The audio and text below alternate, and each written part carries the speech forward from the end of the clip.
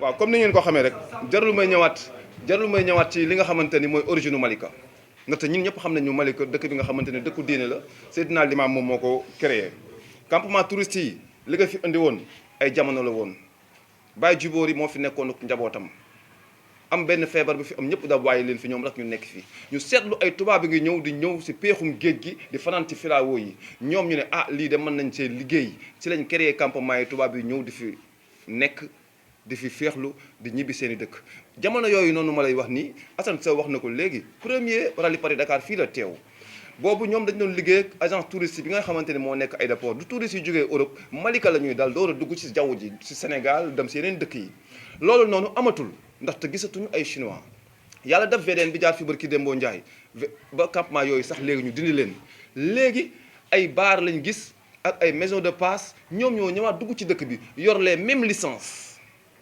te ministre du tourisme moo koy joxe te ministre du tourisme yi muy joxe ay centre d'hébergement la pour touristes li fi nekk doon ay maison de passe bi ñu defee suñuy enquête gis ne maison de passe yooyu këyit yi ñu yore këyit yi dafa kadik mooy këyit yi baaxul kon nag li ñuy wax mooy autorité bi moom na jël ay responsabilités am ñëw ci dëkk bi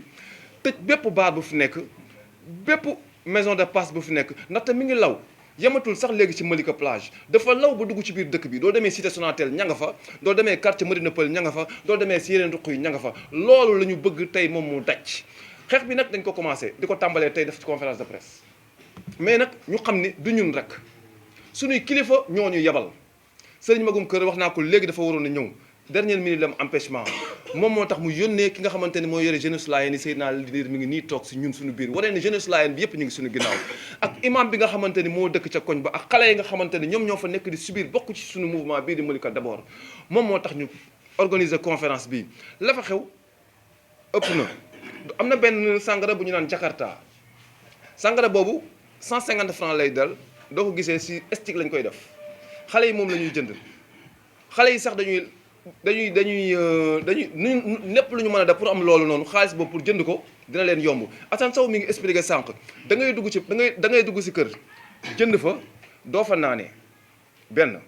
da ngay génn xool buntu kër bu la gën a jege bu gën a féex nga toog fa mais xam nañ sulaar du mandé day waxtu xamuñu men am koy nelaw ngi si biir xamuñu ko war a xëy suba ngi si biir xamuñu ko feebar ngi si biir loolu noonu la ñu bëgg mu dakk beneen bi mooy ñooñu nga xamante ni noonu foofu la ñuy naane sàngara ñun mënatuñ koo nangu ndaxte dëkk bi dafa am statut bi nga xamante ni daf koo am loolu lañ ne autorité bi maanaam ki nga xamante ni moom mooy ñooy autorités yi nekk ci kaw ñu jël seeni responsabilité te ñëw tëj baar yi fi nekk ak maison de passe yi fi nekk ñoom duñ ko tëjul ñun nañ ko tëjal suñu bopp li tax ma ne ñoom duñ ko tëjul ndax dafa mel ni ñoom autorités yooyu noonu ñoom ñoo laqatu ci bandi mafia yooyu may leen doole ñoom ñu mën fee implanté fi mën fee toog ndaxte dañu saytoo xool ne ñooñu noonu kenn ku ci nekk amoo këyit gu bon nga yore lu tax ñu leen fay bàyyi waratuñu leen fay bàyyi kon autorité bi nag moom na jël ay responsabilités am dañ ko koy ñaan ci njëkk ak taranga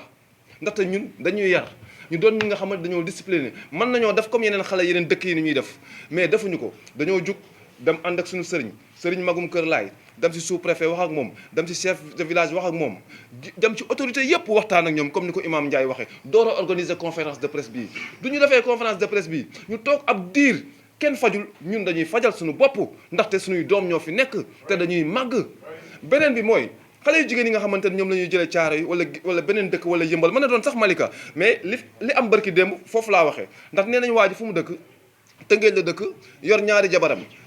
xale bu jigéen bi jugee caaro yi ñoom ñu daje ci Malika waa ji yàlla daf yaa may dégg maanaam dama mbir mi neex ba mu dee sa kaw loolu biñ ko déggee ñun ñëpp la yëngal amul kenn ku dëkk Malika te sa fit jugul ñëpp a meroon jour boobu noonu ñu ne nañ def ndànk nañu dal xale yu jigéen yooyu noonu xale bu jigéen dafa bëgg lu da am lu muy bëgg dina bëgg téléphone bu bees dina bëgg cheveux naturel te loolu noonu dama loolu li nga xamante ni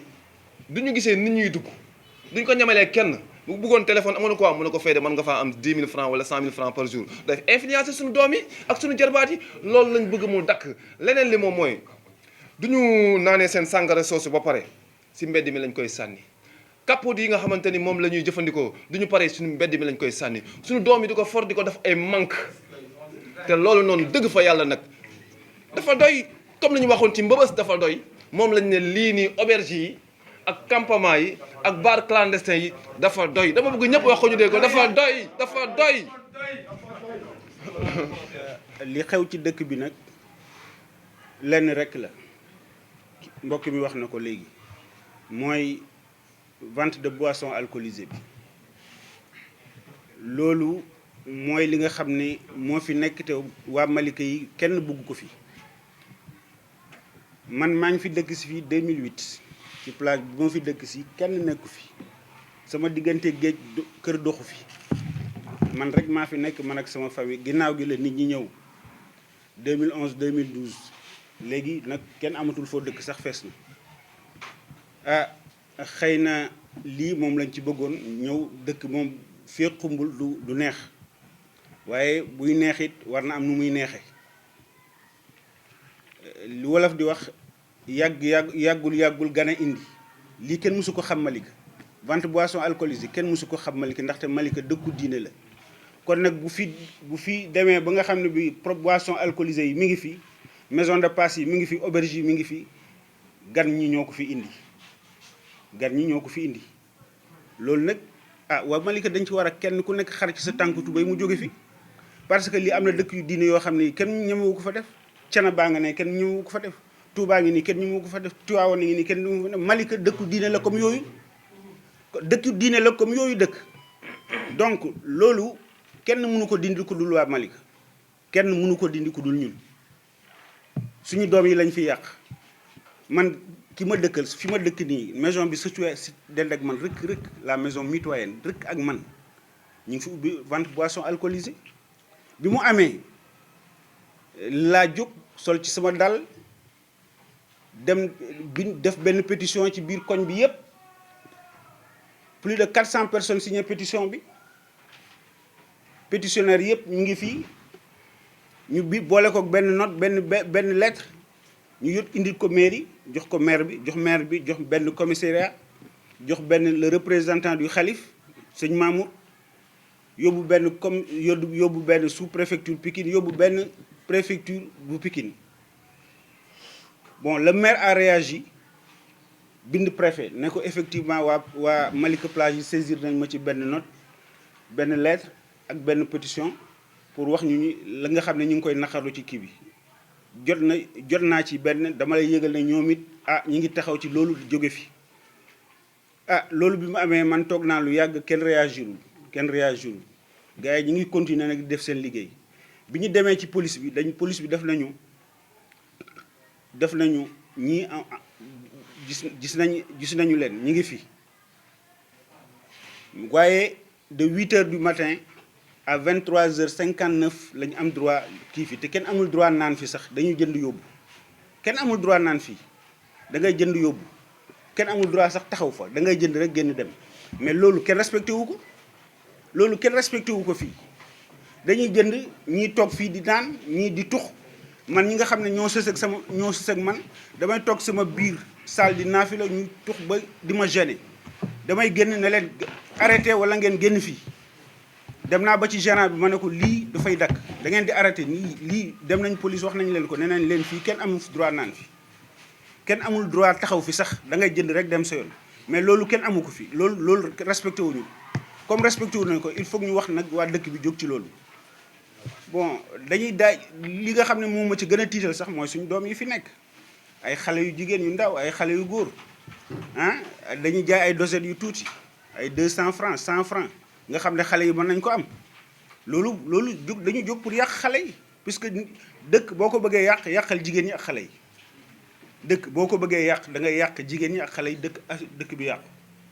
ñoom nag ci loolu lañ taxaw mais nag loolu ñun ñoo ko fi mën a dindi lu mel nii nag lii nag dañu def mu nekk benn premier pas conférence de presse bi dañ ko def pour yëgal ko autorités yi yëgal ko réew mi c'est un premier pas su ñu fekkee ne amuñ satisfaction nag on peut passer à la vitesse supérieure on peut faire une marche pacifique encadrée en tout cas def li nga xam ne li yoon moom la ñu may ba nga xam ne ñëpp dégg nañu chef religieux yeeg yëpp dégg nañu loolu daal mooy li nga xam ne mooy bataille bi nga xam ne moom lañu engagé tey nii lii mooy premier pas bi